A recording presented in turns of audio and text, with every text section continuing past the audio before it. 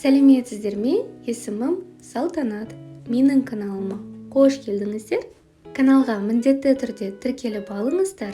Видеоны соңына дейін қараңыздар. Ал бүгін бірге дәмі тіл үйретін нағыз қазақша десерт жент дайындаймыз. Женттің басты ингредиенті талқан, оны бидайды немесе тарыны үгітіп жасайды.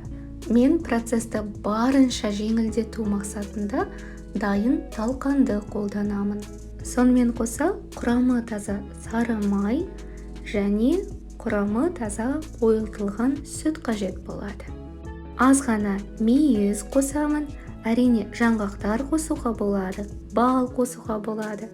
Ең алдымен сары майды баяу отта ерітіп аламыз. Талқанымыздың үстіне құямыз. Қойылтылған сүтімізді құйып, мұқият араластырамыз. Қойылтылған сүттің орнына әрине қант немесе қант ұнтағын қолдансаңыз болады. Егер қант қолданатын болсаңыз, маймен бірге ерітіп алуға кеңес беремін.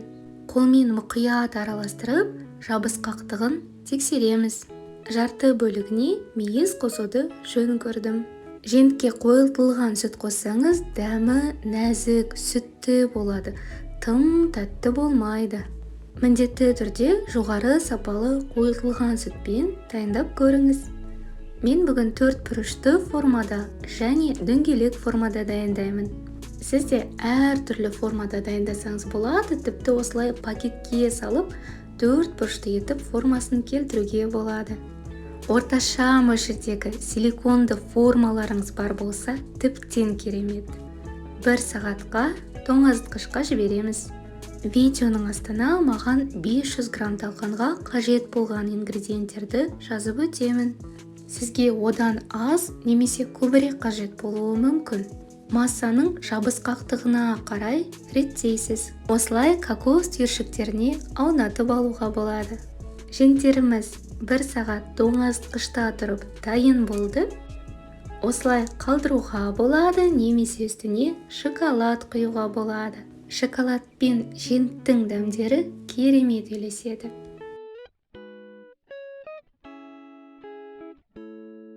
50 грамм Қазақстан шоколадын ерітіп, оған 2 грамм сұйық май қостым. Сұйық май қосу шоколадтың эластичны болуына көмектеседі.